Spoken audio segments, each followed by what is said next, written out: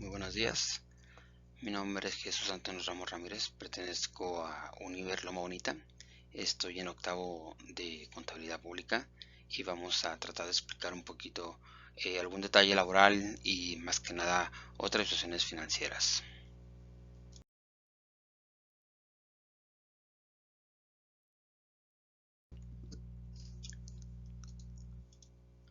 Hablaremos un poquito de las obligaciones laborales. Para no hacerlo tan pesado, vamos a hacerlo un poquito muy rápido para que sea, pues más que nada, muy agradable.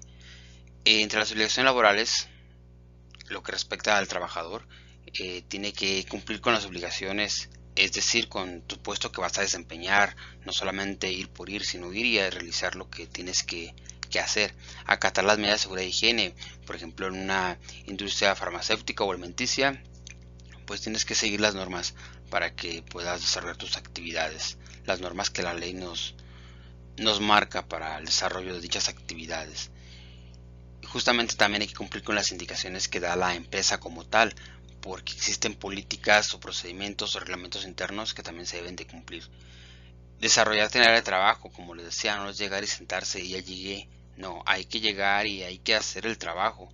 ¿Por qué?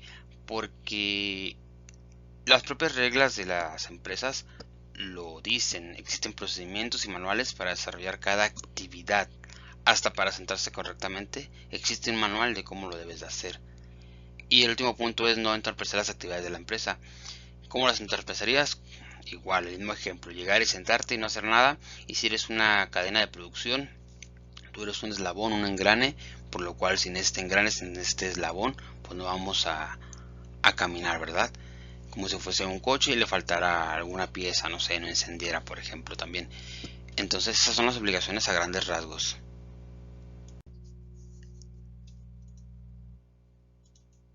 ¿Qué son las remuneraciones laborales? A grandes rasgos y específicamente son las remuneraciones percibidas por el trabajo que realizas. En realidad es lo que te pagan. Una vez que entendemos qué son las remuneraciones laborales, entendemos también que todo esto vienen a ser los sueldos y salarios, los tiempos extras, las comisiones, los premios por gratificación, vacaciones y las primas aplicables, en aguinaldo en sus formas proporcionales cuando aplica.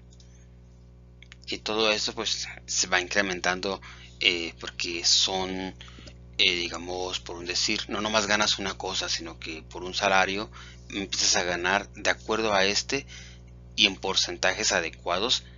Entonces esto va haciendo que tu dinero va de alguna manera creciendo. No es decir, te voy a pagar, no sé, 7,000 al mes. Pues si son 7,000 son base, pero en realidad tú vas a andar ganando entre 9, 10,000.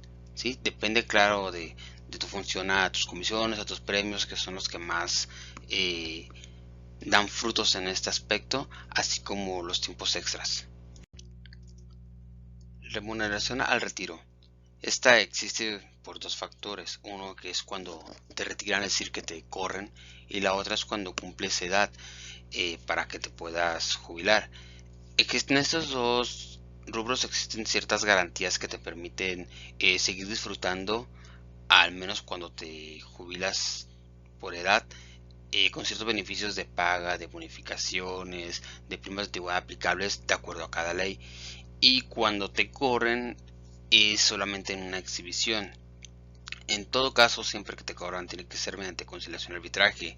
Te tienen que justificar el por qué están corriendo, están despidiendo, por qué se termina el contrato, la relación laboral, y deben de estar de acuerdo ambas partes. Ahí existen también varios reglamentos, fundamentos en los que te permite poder alejar una indemnización, por ejemplo, o un poquito más de dinero aplicable y apegado siempre y cuando a la ley.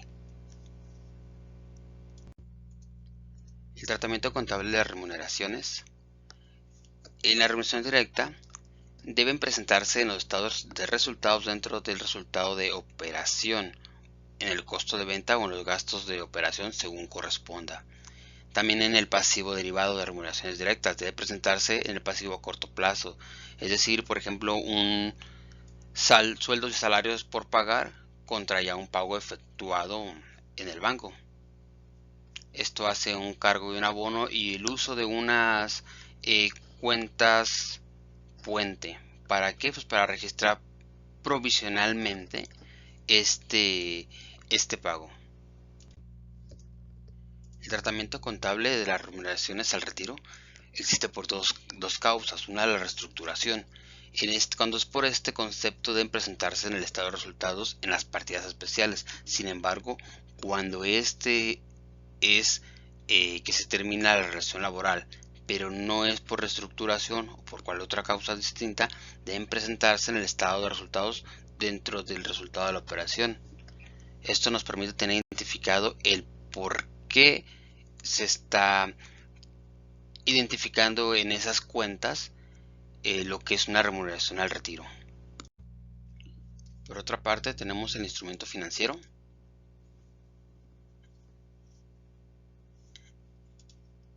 ¿Y qué es un instrumento financiero? Simple y sencillamente es un contrato entre dos partes con el que se puede operar y se puede liquidar. Es decir, yo tengo, tú necesitas, yo te presto, tú me pagas, ¿sí?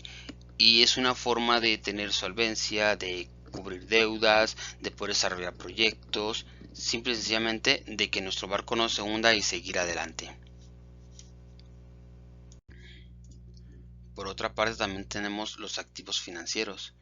Un activo financiero es un instrumento financiero que otorga a su comprador el derecho a recibir ingresos futuros por parte del vendedor. Es decir, por un ejemplo, podríamos poner partes de nuestra empresa a vender acciones.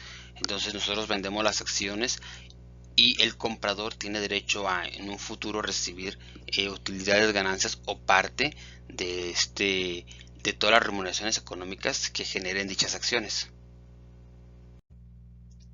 También contamos con los pasivos financieros. ¿Qué es un pasivo financiero? Simple y sencillamente vienen siendo lo que son todas las deudas adquiridas con cualquier tipo de entidad, los préstamos bancarios, con financieras, entre personas físicas, entre personas morales, todas aquellas deudas que la empresa contraiga es un pasivo financiero. Existen los instrumentos de capital. ¿Qué son los instrumentos de capital?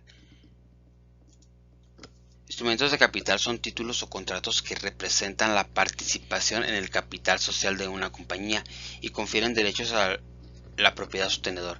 Es decir, los accionistas, por ejemplo, cuando forman una entidad, aportan, hacen sus aportaciones, ¿sí? En cierta magnitud de la aportación que hacen, ya sea monetaria o de alguna manera en especie, este, tienen derecho a decidir sobre el rumbo que se va a tomar para esta entidad. Entonces, eso se trata, eso es un instrumento de capital, que tú tienes un respaldo, papelito habla de que perteneces, que tienes derecho sobre esa entidad y que vas a tener que ser tomado en cuenta para alguna toma de decisiones. Las reglas de revelación para los instrumentos financieros simple y sencillamente son aquellas que nos marcan cómo vamos a reflejar en nuestros movimientos dicho ingreso de dinero o cualquier movimiento que tenga que ver con algún instrumento financiero,